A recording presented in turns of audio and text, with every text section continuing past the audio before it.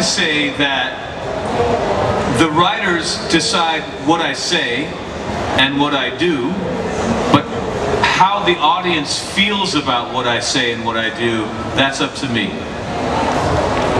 So, when I got on Buffy, they told me that I was playing a heartless, soulless vampire that didn't love or care for anyone or anything. And I was like, no way. Like, I didn't say that to my boss, but I thought the audience will never like watching me if I play it like that. I've got to find the love somewhere.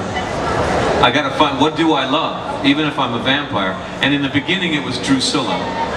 And I just showed love for her, even though it wasn't in the scripts. In the scripts, he was kind of a jerk to her. And I kind of turned that around in the way I acted it. But they told me not to do that. But I did it anyway, yeah.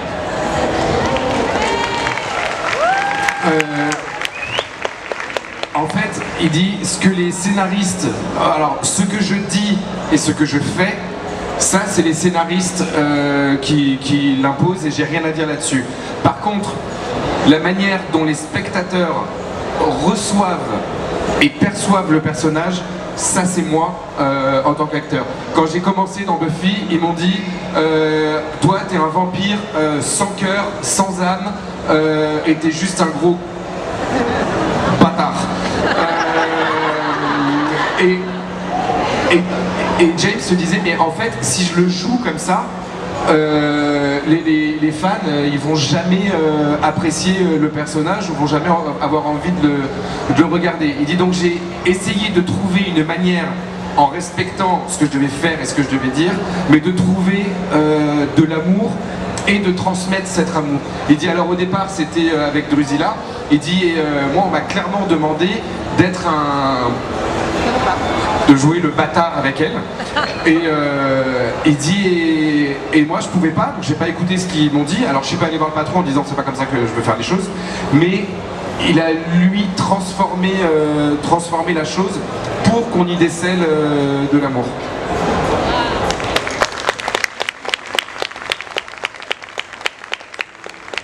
So, similar to what he said, the only thing in my control, especially when the show starts, is how I interpret what's on the page.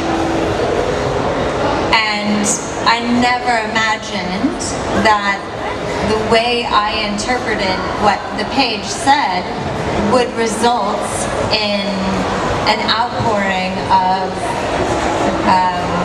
support.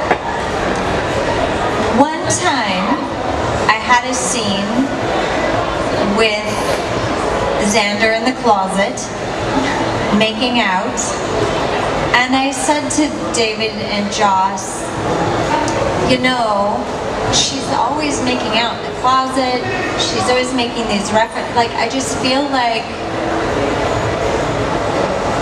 and I just feel like she's a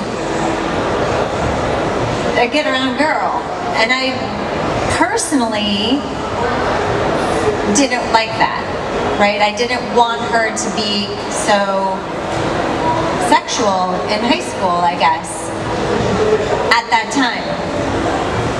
As a grown woman today, I think if a woman wants to make out in the closet with her man, she should and could, and there should be no judgment. But then, in the early 90s, I was worried about the impact of that.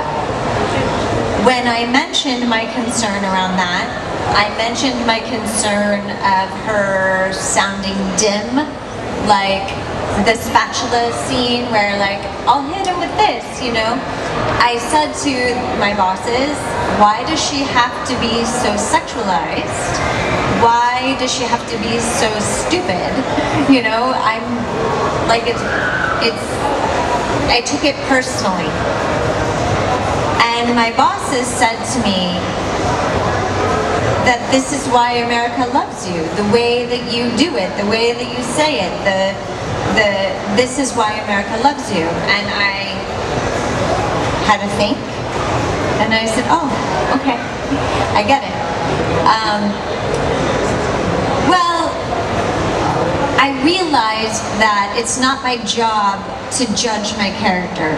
It's my job to portray the character and find things about the character that I love and that I understand. That is my job. Not to judge her behavior, but to almost justify it, understand her.